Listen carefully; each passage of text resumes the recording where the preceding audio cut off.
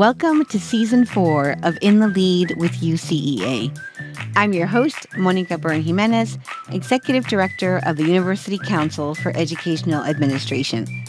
In this podcast, UCEA presents pivotal conversations with people making an impact on educational leadership preparation, practice, and policy. Learn about the latest happenings and cutting-edge research from UCEA's community of scholars.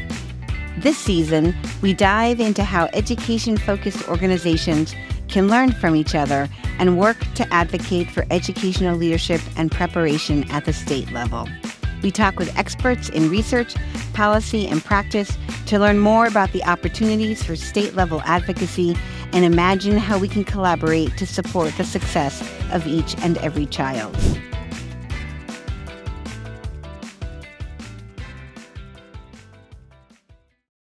Paul Manna is the Isabelle and Jerome E. Hyman Distinguished University Professor of Government at William & Mary. He is also a faculty affiliate in the university's public policy program. A former high school social studies teacher, Paul has focused much of his scholarly career on K-12 education, diving into politics like federalism and educational government, states as educational policy actors, and the role of advocacy organizations in advancing policy reform. Much of his recent work, supported by the Wallace Foundation, examines how stakeholders can collaborate to support the preparation and development of high-quality principles. How can organizations positively influence state-level policy? How can organizations collaborate in their state-level advocacy efforts? Listen to find out. Paul, welcome to In the Lead. We were just chatting before, and it's nice to finally get a chance to talk with you about all your amazing work. It is. Thanks, Mónica. I'm glad to have a chance to talk to you too. I know we see each other in meetings across rooms or across Across Zoom Zooms. screens, but to actually have a discussion, it'll be a nice change of pace. Totally, it will be great. And thanks again for making time to talk with us today. Absolutely. Um, let's start big picture maybe, and can you tell us about how you became interested in researching states as ed policy actors, and more specifically in the arena of policy and the principalship? Yeah, there could be a long story for this, but I'll make it the short version. So if I go back, I would start the clock when I was in graduate school and at the University of Wisconsin in the political science department. My dissertation that I did, which became my first book, was about federalism and the national education agenda. So the Ooh, question I was interested in was, how did education become an issue that had prominence in national politics? When the national government in general isn't the main actor, right, that runs education. So I looked at the period 1965 to 2001, and to try to like trace out that story. And so yeah. part of doing the research, I've had I had mainly a national policy focus, Mm-hmm. but really the project explored this relationship between the national government and the state. So even as I was looking at national policy change, the states were the ones carrying it out and shaping it Yeah. and pushing back and pushing their own agendas. And so that got me interested in states. And so the first big project I did after my dissertation was to get into the field of education governance. And so that took me straight to the state capitals, the variety of institutions that states have that govern education. And then it was total serendipity after that that got me to the education leadership arena. Probably about 15 years ago, someone at the Wallace Foundation, I believe it was Ed Pauley at the time, Mm-hmm. called me and asked if I could spend a day with the foundation team to talk to them about the role of states in education policy.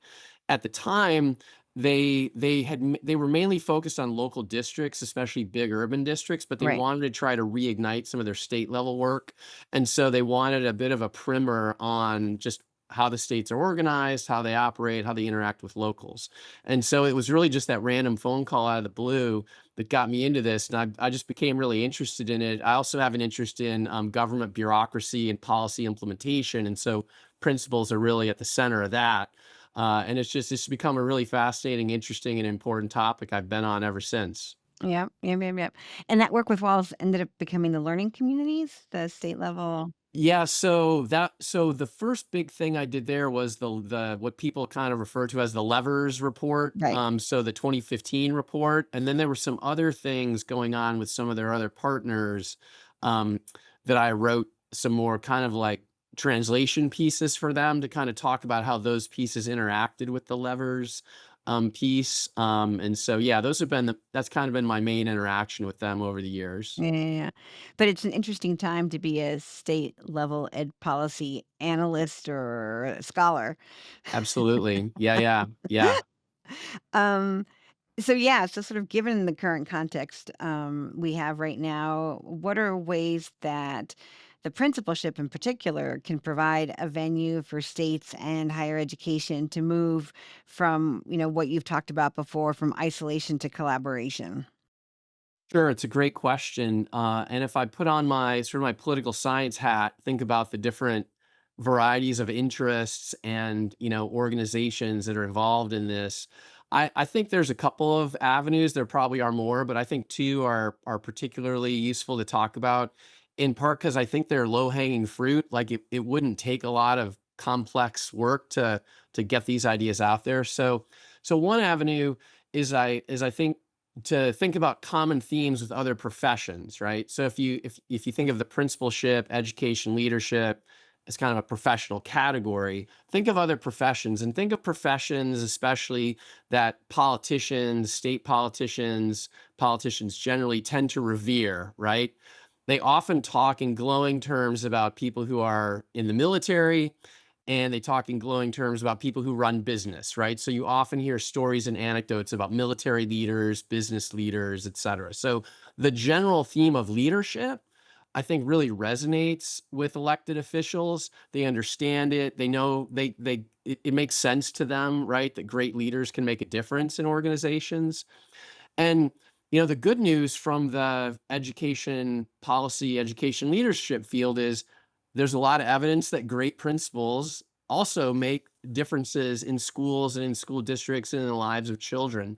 And so obviously military leaders and business leaders, their jobs aren't identical to what principals do. There's differences, there's important differences, but some of these broad principles of leadership do cut across these arenas. And so I think having conversations with elected officials that remind them about those other contexts where there's parallels, that's in a way it could be a door opener, right? Mhm. For them to understand the import of this and why it's worth it to train up people and support people who are leading schools, just like we would want to have great people leading businesses, large or small, or leading troops or whatever it might be.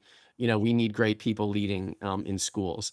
And from there, I think there's also a tie-in to what I would call the second avenue, and this is where I'm thinking about budgets, right? State policymakers are always concerned about money and spending. They always want to spend less, not more.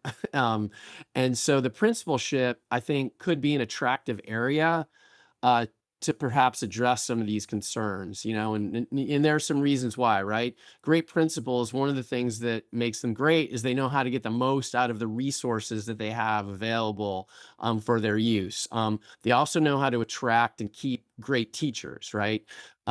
Because we know that one of the main expenses that schools suffer is when there's churn in staff. Like it takes Right. money to like constantly be bringing in new people, supporting them, et cetera. But if you have great leaders, those great teachers, those great staff people are going to stay. You can develop leaders internally. I mean, it really is a cost saving measure in a way. The other thing is a bit of a numbers question, right? Although teachers also need support, and we need to make sure we're training up the best teachers we can. There's a lot more of them, right? I mean, there's about 3.5 million or so teachers in the country, way, an order of magnitude or two Yeah. fewer principals. Like you probably have the exact numbers, but if you're thinking of targeting resources to train up people who can make a difference in schools, principals seem like a natural place where a dollar spent can really go a long way, especially if the principals engage that role of not only being a manager of the school but a teacher leader, right? An instructional leader, a person who can be like the trainer that trains up the teachers as well. So I think there are some there's some budgetary issues that I think also could be salient in these conversations, and especially since we've passed the COVID funding cliff now, right? There aren't isn't the money there was a few years ago, and with declines in enrollment, just given how demographic situations are changing, it's another reason why the budget question is really salient, and I think the conversation around principles could go a long way there. Right. Well, I think it's interesting to think about, commonalities, right? And sort of across what leadership might mean in these different contexts, but then also identify some of the important differences, right? Both in Yeah. terms of that's even understanding and making use of resources like in a budget, but then also sort of, outcomes and audience and impact and things. Hmm. And so have you found that when you're working or looking at state policy politicians, that those differences, are sort of glossed over or understood in ways that we don't see as people outside of that realm? Yeah, I think one idea that I've tried to push in some of my writing with the Wallace work and some other, sort of presentations and things I give, I think even within education, there could be a better appreciation for the varieties of leadership roles that there are in education, right? Yeah, And I think state standards in some place, like they've started to come around to this, right? That it's not necessarily a great idea to just have general standards for leaders, because the principal of the school has a different kind of job than the superintendent of the district, right. right? Or some other leader, like Mhm, within a school, like a teacher who's maybe a department head, within mhm, a certain program area, or a leader who leads like the assessment, part of a district role, or the nutrition part. Like these mhm, are different roles, and so I right. think having an appreciation for that difference is important. And so sometimes politicians kind of gloss over that, Mhm, because they just think leadership is all the same, right. but you're to your point, like it isn't necessarily. And so helping them understand that maybe what you're expecting out of an assistant principal for licensing doesn't necessarily need to be the same thing as what you would expect out of a principal, and Yeah, you'd want something even different or more for a superintendent, let's say. right. Yeah, and I think, you also said that you're interested in sort of bureaucracy, and so I can imagine that bureaucracies don't handle complexity very well. Yeah, yeah. I mean, well, especially when the environment is so information rich and Mm, complex, right? There's right, so much, just information and so many decisions that flow at principals every day. I'm sure right, you've read, all the articles, like how many decisions does a teacher make every day in a right. classroom, or how many decisions does a principal make every day? And one of the great jokes I remember someone telling me about principals and what makes the role complex is the person said it was like a riddle, so what is the first thing that the principal does every day when they arrive at work? Uh-huh. And the answer was they have to decide what law to break. And the explanation was it's not that principals are inclined to be lawbreakers, it's Right. just that between the laws, the court orders, the regulations, they're often told to do conflicting things, right? And so if Mm, you honor one, you're perhaps disobeying the other. So it goes to that complexity issue that you're talking about. absolutely, and oftentimes they may have nothing to do with the children in their building, so you're Yeah, right, sort of completely, sifting, yeah, sifting through things. Who completely. knew who knew that I was such a governance nerd? Yeah. Everybody is, they just don't know it. There you go, exactly, right? But I do also wanna go back to something you mentioned earlier about sort of the state policy levers and the work that you've done on that, and you've identified key policy levers for supporting high quality leaders in particular, preparation standards, oversight of the standards, um, and professional development, evaluation, etcetera. So, what are some of the ways that you've seen states successfully pull these levers? And are you seeing yet any shifts in that because of the current context? Yeah, so a couple of examples that I think would really be interesting, to the UCEA audience in particular, come out of the lever of principal preparation. And so if you think about, and I know these are examples that you're familiar with. So if you think about the idea of state level approaches, like getting state policy right so that preparation programs are actually preparing people with excellent program offerings and training and courses and learning experiences. Probably one of the most studied and written about examples is Illinois. Mm. Over the years, where the state spent essentially like a decade or more to try to redo how it did the state expectations for preparation, right? And so Erica Hunt and some of her colleagues at Illinois State University have written a lot about this. They were in on that work, and basically what happened, right, as you know, as the state figured out that there are ways to design these expectations so that programs have a higher chance of making sure they're hitting the mark, right?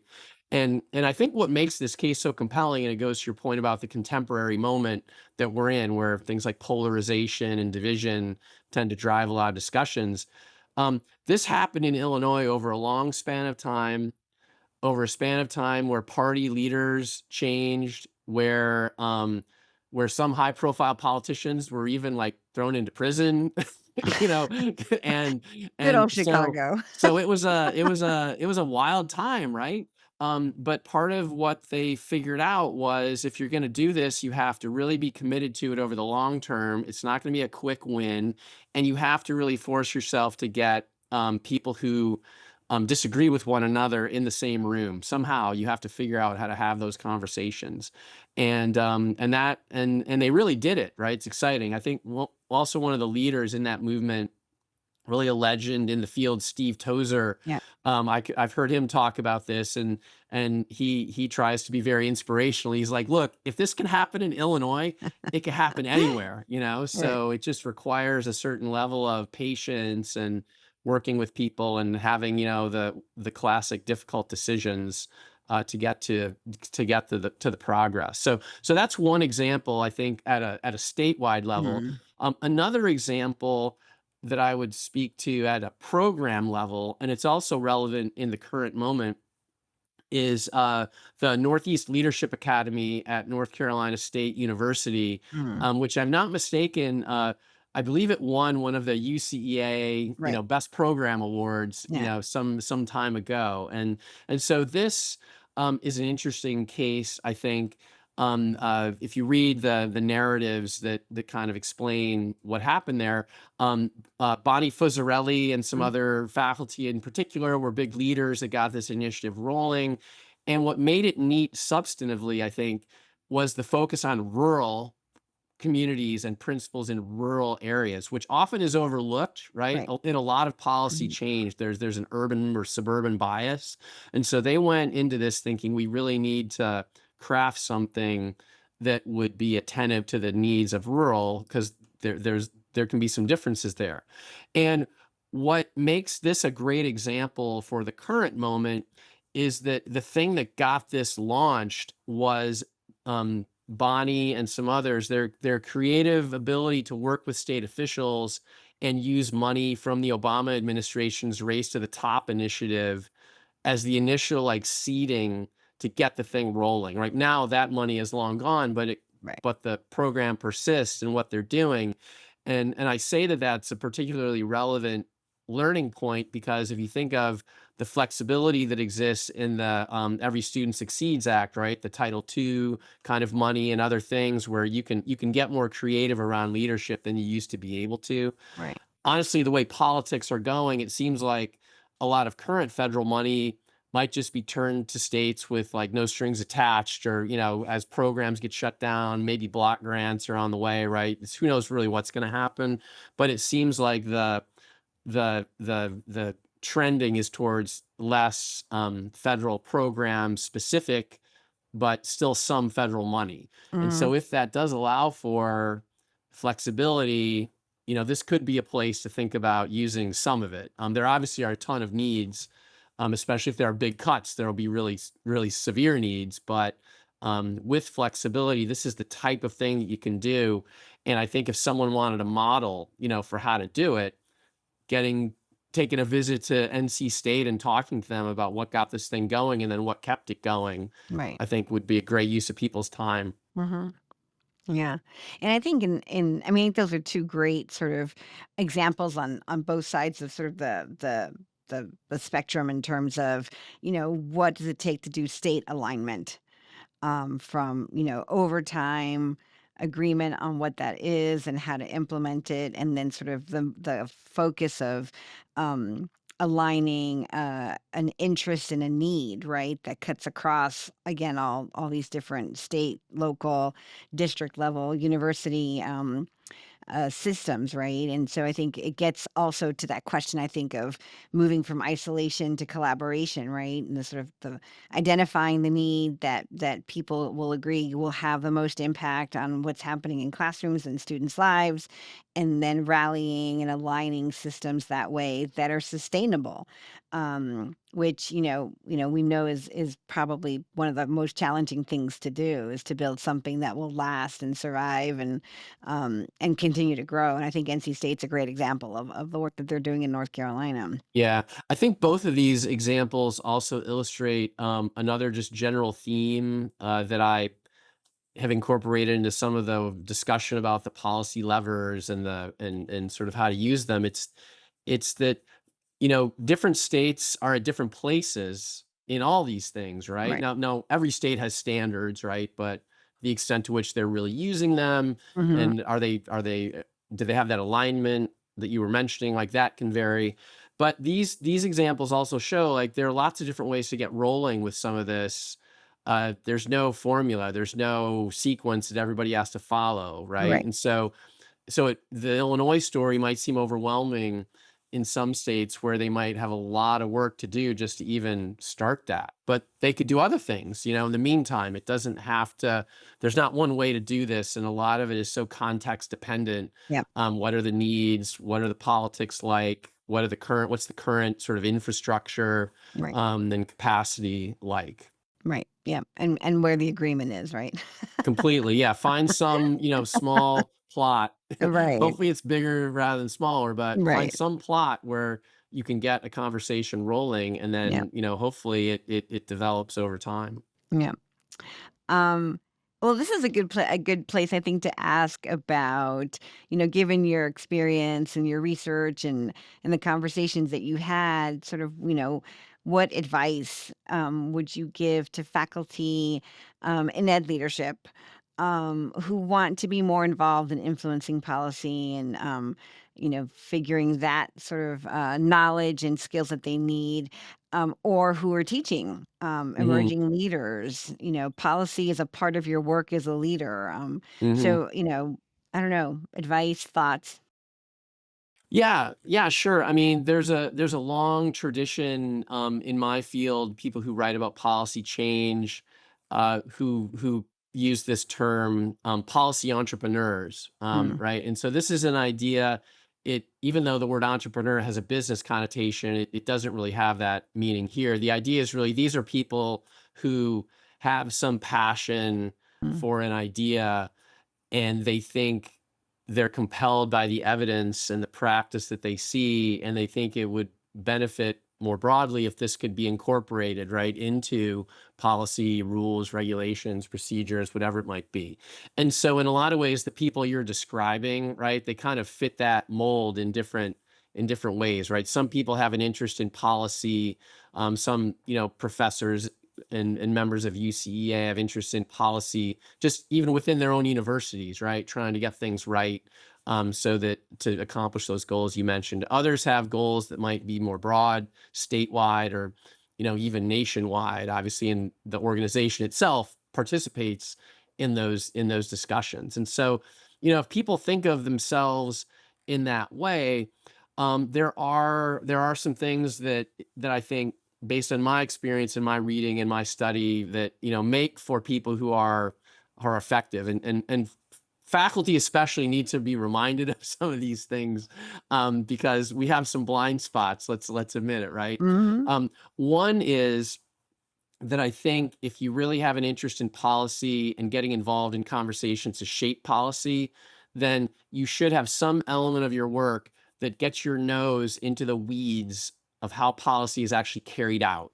mhm, right? Like put yourself out there, find people in those environments learn from them, listen to them humbly, right? Because sometimes the worst impulses of faculty, and everybody's fallen prey to this at some point in their career, right? Is that we think we've got these great ideas and these great answers, and then we show up in a room and we're speaking a language that like nobody understands, right? Right. Because we've done it all in our offices or in our conferences with other Mhm. academics and things. And so trying to, good policy entrepreneurs know how to communicate Mhm. with policymakers, right? And people who are carrying out policy. And so learning what those environments are like, being able to speak to them. Now, fortunately, in this field, and I include myself in this, right?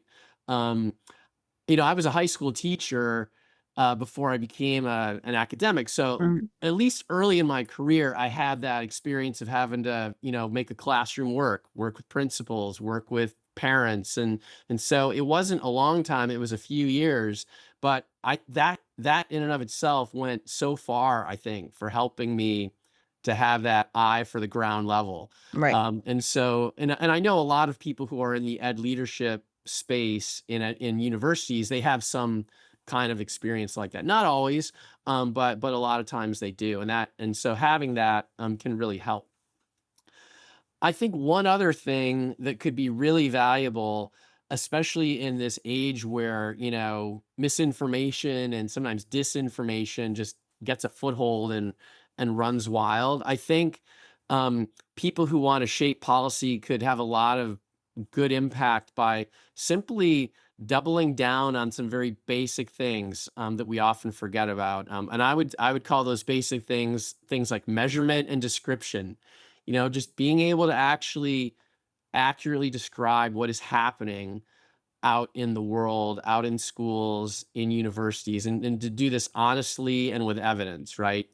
The example I have to sort of illustrate what I'm talking about is if you think about the constant hammering about administrative bloat, Mm. right, in government and in school districts and schools, right? And it's hard to like look on social media or look on your news feeds that you get, and a day doesn't go by that you see some graph of, oh, look at how many school administrators the country has hired in the last years, and look at student enrollment, and and everyone just, they have these images in their mind of all these administrators are like assistant principals and attendance officers in their offices, like sipping coffee and doing crossword puzzles all day, right?